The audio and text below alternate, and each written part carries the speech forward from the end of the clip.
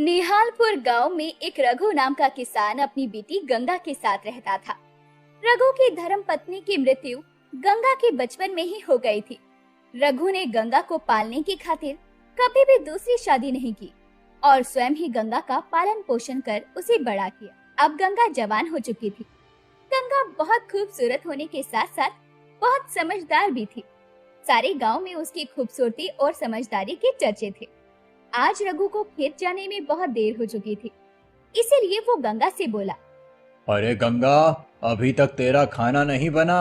मुझे खेत जाने के लिए देर हो रही है बिटिया। हाँ बाबा, वो चूल्हे की लकड़ी गीली थी ना, तो इसीलिए आज खाना बनने में देर हो गई। बाबा, आप ऐसा करो, खेत चली जाओ, मैं आपके लिए खाना खेतों में ही ले आऊंगी। ठीक है गंगा, तो मैं खेत जा रहा हूँ। रघु ये कहकर खेतों की तरफ निकल जाता है। रघु ने अपने खेतों में काम किया, खेतों की जुताई की और साफ सफाई भी की। तभी गंगा वहां खाना लेकर आ गई और अपने बाबा को आवाज देकर बोली, बाबा, ओ बाबा, अरे खाना लेकर आ गई हूँ, अब जल्दी से आओ और गर्मा गर्म खाना खा लो, बाकी का काम बाद में कर लेना। थोड़ी देर रुक जा गंगा, 15-20 मिनट का काम बचा है, उसे भी खत्म कर लेता हूँ, फिर आता हूँ। नहीं नहीं बाबा, खाना ठंडा हो जाएगा, आपको अभी आना पड़ेगा, जल्दी आओ वरना मैं गुस्सा हो जाऊंगी आपसे। अरे आ गया, तू तो पिछले जन्म में मेरी दादी अम्मा थी। पिछले जन्म में क्यों, इस जन्म में भी मैं आपकी दादी अम्मा ही हूँ।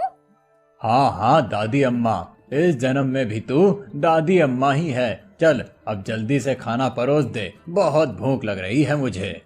गंगा ने रघु को खाना खिलाया और फिर अपने घर चले गई। पास के खेतों में काम कर रहा धनवीर ये सब कुछ देख रहा था। धनवीर रघु का दोस्त था। गंगा के जाने के बाद धनवीर रघु के पास आया और बोला, गंगा बिटिया तो काफी बड़ी हो चुकी है, अब तुझे इसकी शादी की चिंता करनी चाहिए। हाँ धर्मवीर, मैं उसके लिए एक अच्छे वर की तलाश में हूँ। अच्छा लड़का मिलते ही जल्दी ही मैं उसके हाथ पीले करवा दूंगा। अरे रघु, राम किशन का बेटा है ना आकाश, वो भी तो बड़ा अच्छा है, अभी पढ़ाई कर रहा है। तू बोले तो मैं बात चलाता हूँ उससे। हाँ हाँ धर्मवीर, तू बात चला। अब की सीजन में फसल बिकने के बाद हम बिटिया का रिश्ता तय कर देंगे। अगले दिन रघु जल्दी जल्दी तैयार होकर खेत की तरफ जा रहा था। रास्ते में कुछ घनी झाड़ियाँ पड़ती थी, जिसे पार करके रघु को खेत जाना पड़ता था। उस दिन जब रघु खेत जा रहा था तो अचानक ना जाने कहां से एक सांप आ गया।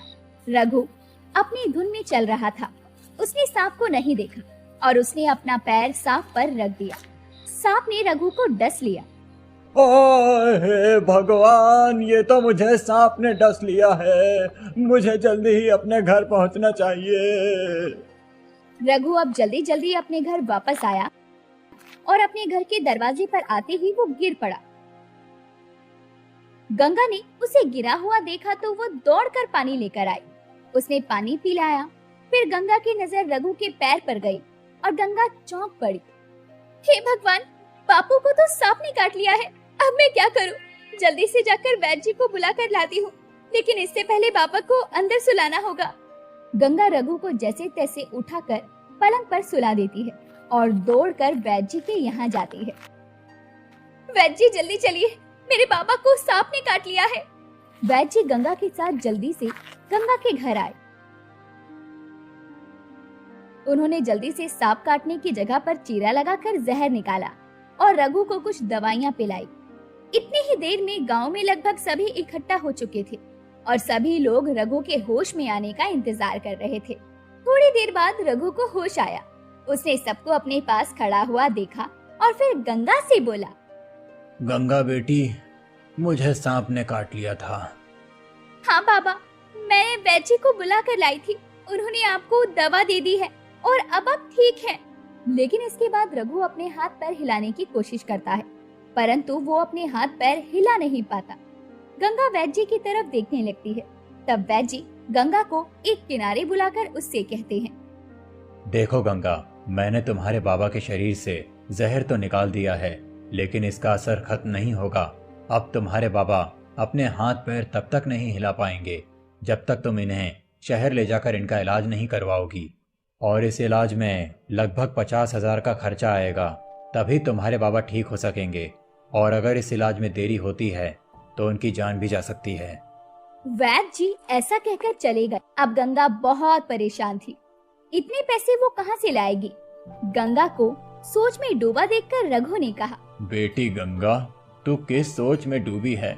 बेटा, मेरी वजह से तू इतनी परेशान मत हो।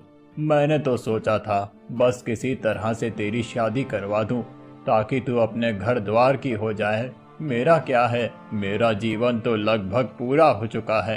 भगवान की जब मर्जी हो मुझे बुला ले। नहीं बाबा, आप ऐसा मत कहो। आपको तो अभी बहुत जीना है। बाबा वैद्य जी ने कहा है कि कुछ पैसों का इंतजाम करके अगर मैं आपको शहर में दिखा दूंगी तो आप ठीक हो जाएंगे। हाँ बिटिया, लेकिन अब इतने पैसे कहाँ से आएंगे? आप चिंता क्यों करते हैं बाबा? भगवान बहुत बड़ा है, कहीं ना कहीं से पैसों का इंतजाम हो जाएगा।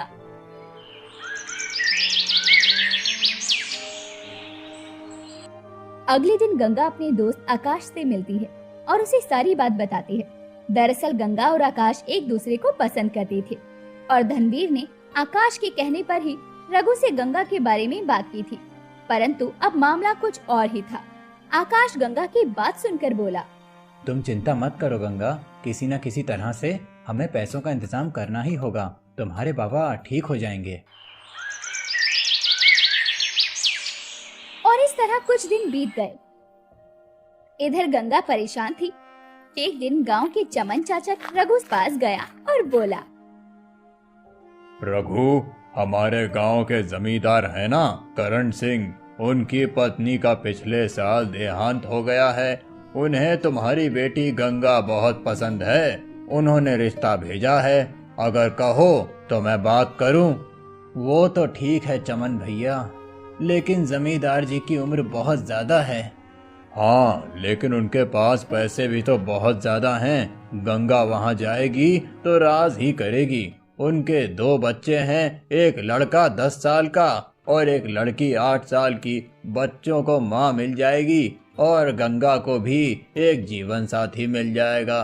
भगवान ना करे अगर तुम्हें कुछ हो गया तो बेचारी गंगा तो दुनिया में अकेली ही हो जाएगी। इसीलिए सोच समझकर जवाब दो। हाँ, लेकिन मैं एक बार गंगा से तो पूछ लूं। गंगा अभी नादान है, तुम उसे समझाओगे तो वो जरूर समझ जाएगी। इसके अलावा मैं भी गंगा से बात कर लूंगा। ठीक है चमन भैया, फिर आप बात चलाकर देख। चमन वहाँ से निकला ही था कि बाहर गंगा मिल गई।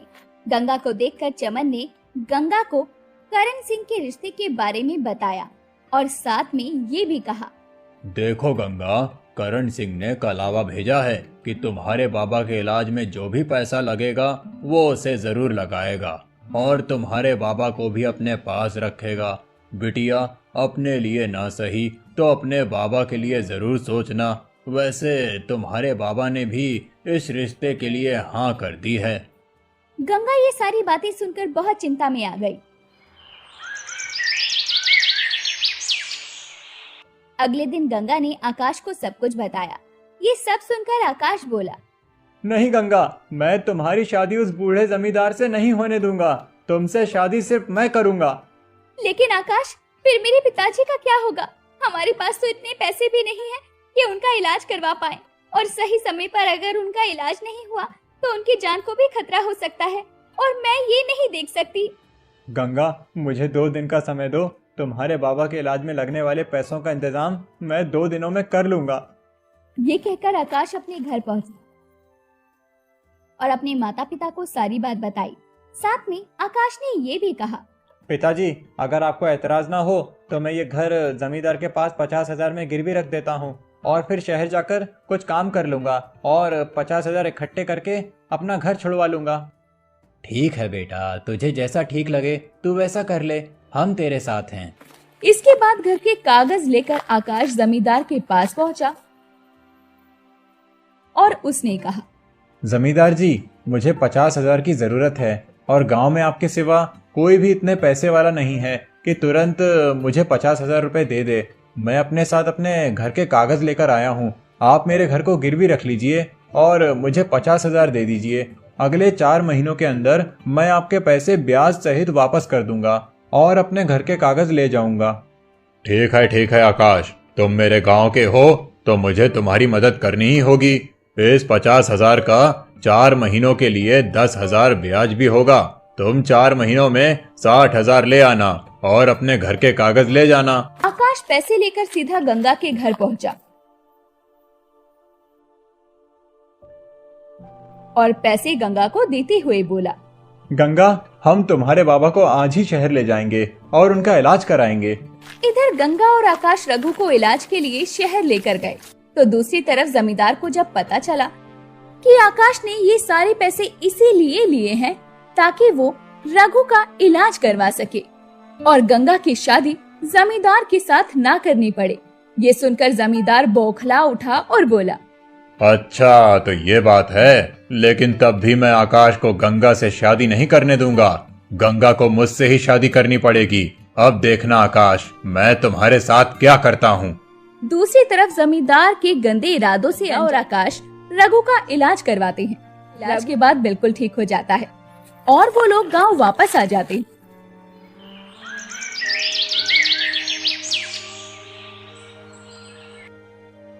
इसके बाद आकाश गंगा से कहता है, गंगा, तुम्हारे बाबा ठीक हो चुके हैं। अब मुझे शहर जाना होगा। मैं शहर जाकर कुछ काम करके 60,000 इकट्ठा करूंगा और जमींदार को देकर अपना घर छुड़वा लूंगा और वापस आकर तुमसे शादी करूंगा।